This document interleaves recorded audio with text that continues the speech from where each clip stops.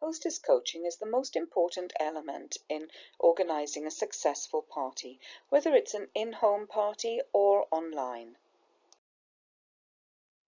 We're fond of saying that our books sell themselves because of the quality, but you can't sell books to an empty room or a Facebook party when nobody has shown up.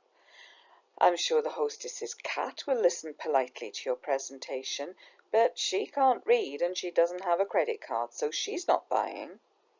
You want to ensure that your hostesses know how to do their bit of the job because it's a partnership, and ensure a good turnout at their show.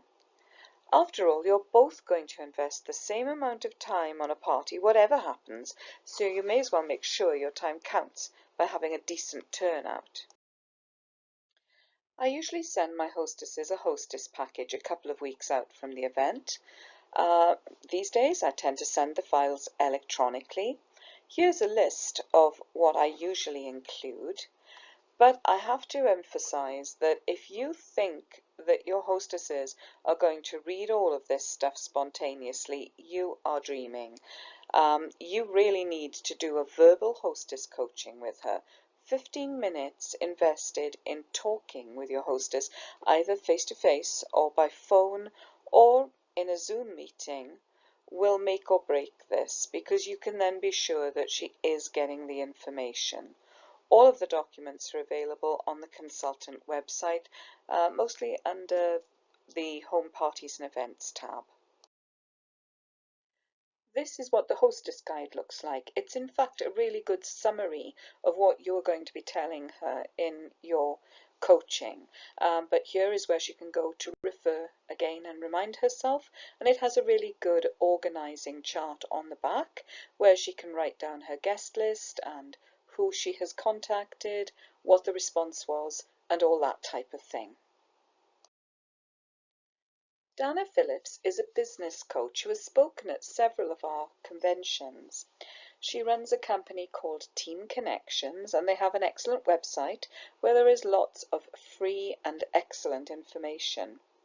At one convention, she talked about 4 no-nos in terms of hostess coaching, and they're boo-boos that I'm sure that all of us have committed at one time or another. Certainly I have. She says, you send notes, flyers, and checklists to your host, and you believe she reads them. This one cracks me up. You blame the hostess for a low sales party. This one makes me sad. You don't always make time to hostess coach. This one seems like bad planning. And you avoid hostess coaching because you don't want to be pushy. This one is the head in the sand approach. I know I've done all these things at one time or another, and they're the kiss of death for a party. Having demolished our bad habits, Dana then goes on to give 7 habits of effective hostess coaching, and I can't put it any better myself. Let's look at her 7 habits. Habit number 1, set a definite date, time, and don't set it too far in advance. There's a good reason why we have that 4-week time limit on our booking bonuses. It's because people know what they're doing in 3 weeks' time. They have no clue what they're doing in 3 months' time. If you set a date for 3 months ahead, the chances are overwhelming that that party will not occur or will be postponed, rearranged, whatever. Book close in. Habit number 2, talk with every single hostess about the business opportunity. She might be interested in signing, or maybe she knows somebody else who would be perfect. Let's face it, if she's gone to the trouble of hosting a party, you know she loves the books, and so she is your most likely recruit prospect at any party. Now, I don't like having things like that sprung on me, so I always make sure that I mention it to the hostess during the coaching 2 weeks ahead and give that seed of an idea a chance to germinate in her mind, and then you can revisit it with her after the party and remind her of the benefits of putting it in as her own first party. I've made some great recruits that way. Habit number 3, Partner with your host to set a goal. For your hostess, it means asking what free and half-price products she'd like, and for you, it's showing her how to get the most from her party. If she has no specific goals for her party, then it doesn't help her focus. Habit number 4, create a large and varied guest list. If your hostess doesn't appear enthusiastic about over-inviting, make sure you let her know the facts and the value of having lots of invited guests from a variety of social circles. And that's exactly what that hostess guide is all about. The chart on the back is doing just what Dana's describing here.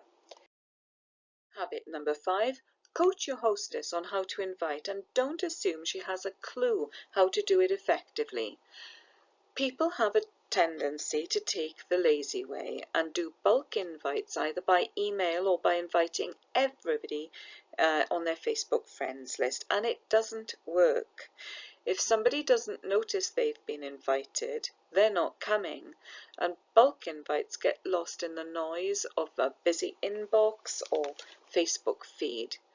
What you want is a personal invitation, ideally a conversation face-to-face or over the phone, and a chance for her to say to her friends how much her kids love the books and how she's sure that their kids will too. Amongst different groups of friends, personal invitations may work in different ways. PMs can work, and in some groups texts can work.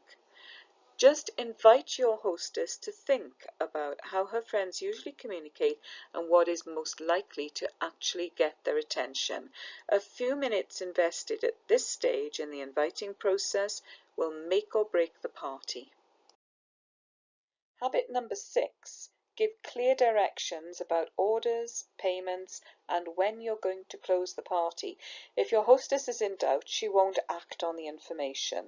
Let her know the payment options in a clear fashion, even if she's had many parties with you before. And do make sure that there is a closing date for the party, particularly during busy times of year. Some of the titles can go out of stock, and if you leave a party hanging and leave it open for ages, chances are that things that you've accepted orders for might go out of stock, so clear closing dates. Habit number 7, keep in touch. Call her at least twice before the party to encourage her and praise her and remind her how much you're looking forward to it. This is your chance to find out whether she has listened to anything that you've said in terms of inviting. About a week in advance, I'll be trying to find out what her response has been. And if it's obvious that she's not got any responses, I've had people say, oh, I invited 56 people, I'm sure lots of them are coming. And if she hasn't heard from them, they are not coming. They may not even realize they've been invited. So that's where you can do a little bit of top-up coaching. And two days in advance, I would call and say, hey, I'm just getting my paperwork together for the party and I just want to check I've got enough stuff lined up. Do you have firmer numbers now? And if she's got 1 yes and 1 no and 15 maybes, then I'm going to be getting her to call those maybes and find out whether they're coming or not. And sometimes you have to actually feed her a script. And here I'm talking about physical parties mainly, but you can extrapolate the same principles to a Facebook party. Sometimes they're a bit shy about calling, they don't want to nag, they don't want to pressure. So I'll say to them, look, call them and say, I'm trying to get myself organised, I'm doing some baking and I want to make sure I've got enough seats in the family room and so on. So I'm just trying to firm up my numbers. Do you think you'll be able to make it or not? And that should at least get a response, whether it's yes or no or maybe. But give her that little script to use so that it's within her comfort level to call her guests. And one last tip to add to Dana's. Don't forget to let the hostess know the importance of outside orders. Friends who aren't able to attend the party may still want to order, and they can be directed to the online catalogue to browse. And even after the event, if somebody meant to come and their kid has been throwing up all night, then yeah, sure, they can still browse and catch the party order as well. That can make a big difference to a party, and you can offer her an incentive like, you know, something from your 30 for 30, maybe $20 worth of books for free if she can get over $100 in outside orders. That can help her focus.